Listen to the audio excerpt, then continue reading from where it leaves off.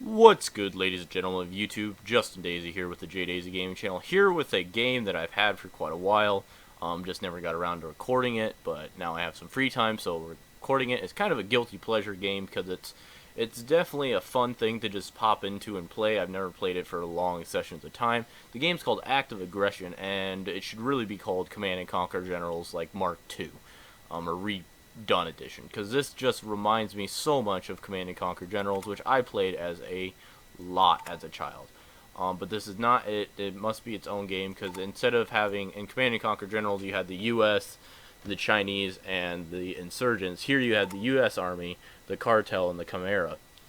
Each one has their own special buildings, their own special units, their own special everything. They're all very much their own, with kind of the same overlapping. All the maps are highly detailed. There's quite a few of them, as you can see here, ranging from two on two or 1-on-1 to 4-on-4 if you play, or 8 on each other. We'll just launch a quick game here, and I'll show you what's awesome. This game is just fun to just pop in.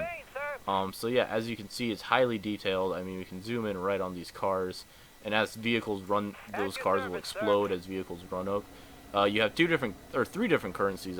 Excuse me. You have your basic dollars, you have your resources, and then you have rare earth resources that you really don't need to the end. To find the resources, you just have to have a vehicle go over it and discover the fog of war. We have this little scout guy here. To get them, you just click on your base. This is all the same for all the different factions. And you click on what mark you're at. So 3, 2, or 1. 1 is the highest tier levels. 3 is the lowest. You click on a refinery for the U.S., and then you just plop it down, and you can rotate the buildings, and then it will allocate the resources here in the lower left. Once they're located, it sends out a vehicle to go build them, and all the factions do that exact same process. They all have their own refineries that have their own looks, but the process is the same. I'm going to send a little scout guy way up there. The U.S. has its own buildings and own things. Let's just see if we can't get a quick little skirmish going here. Build a little barracks. The thing, why we're getting some money together and things of that nature, I will say this thing has a small knock against it, is that you have to create a account with them to play it. And I'm not a big fan of having to create a separate online account for that. As somebody that likes to keep their internet footprint low, creating an account to play a game that I already own is something I don't like doing per se.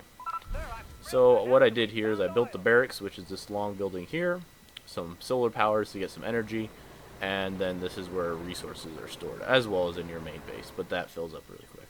So the barracks is making our little troops, and it is individual units as opposed to like an entire squad of units. So it's just producing our little soldiers.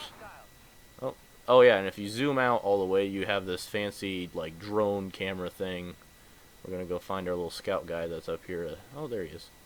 And once you zoom in, it goes away.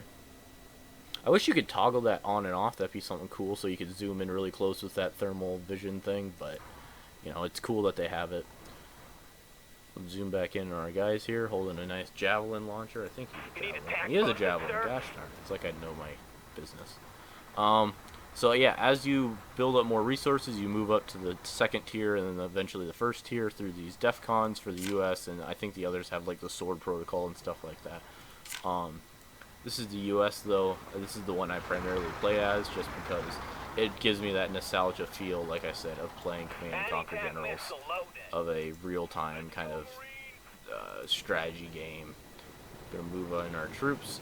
And as you get close or further on and further on, you can get air support and tanks and bigger vehicles.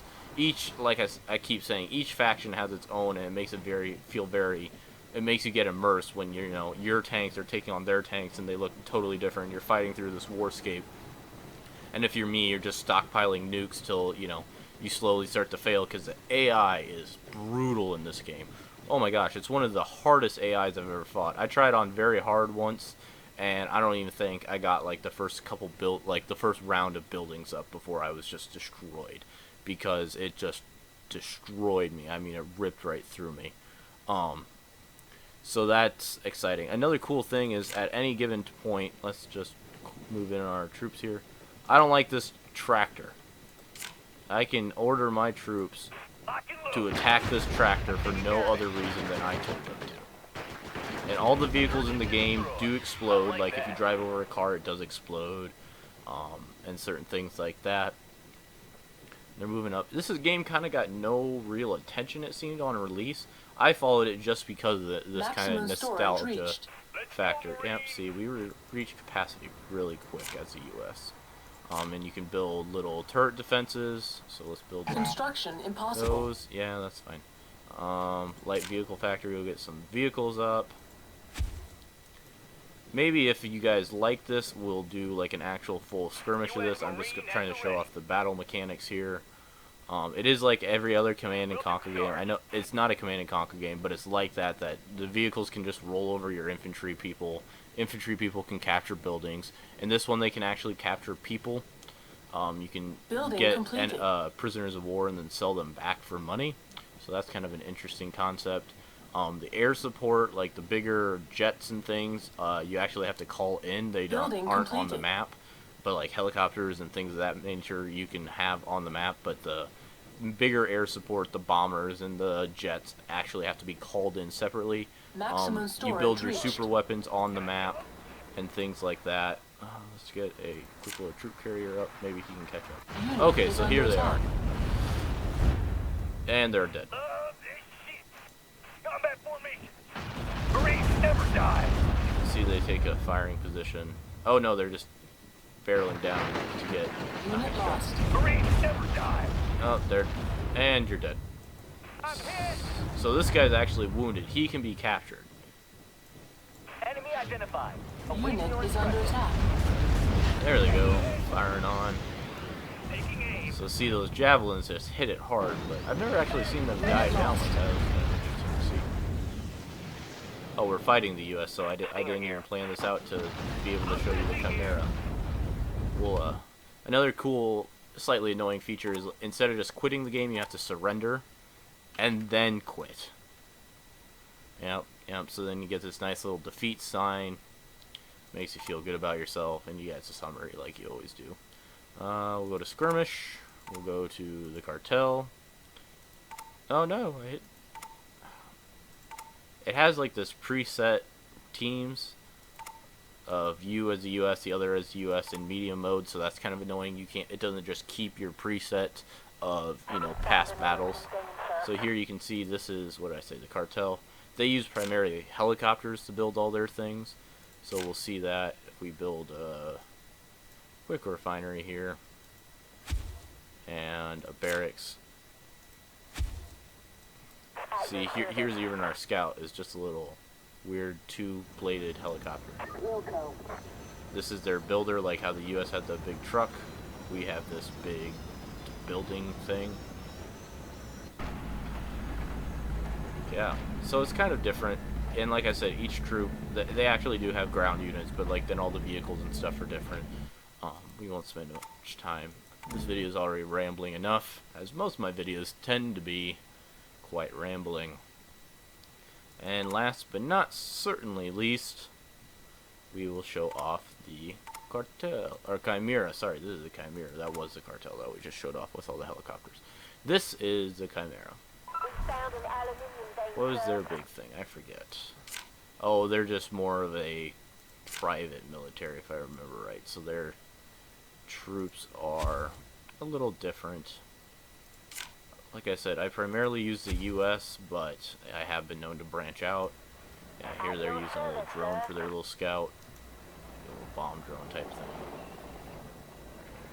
There they got yellow trucks. So like I said, each one is their own thing, but the mechanics are all the same. You still have to build. The people. Oh, they're more the peaceful ones because they use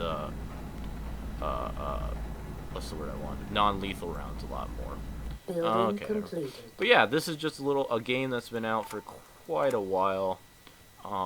I'd say it's quite fun if you like a real-time kind of strategy, able to drop in, play a quick round and go game. This is definitely it. It does have two different storylines. I haven't played any of them, so I can't give you idea of how they are. But yeah, with the Steam sale coming up, this is definitely a game I would put on my radar to take a look at because it is fun. I do enjoy it. The big knock is I have to create a different account for it, and I don't think it gets updated very rarely. I think the developers that put it out just kind of put it out and they haven't been updating it, or maybe they have and I just haven't been noticing. That's always possible. But yeah. Yeah, guys, if you have any questions, comments, or concerns about the video, the game, anything, please feel free to leave them down in the comments box below. And as always, have a great one.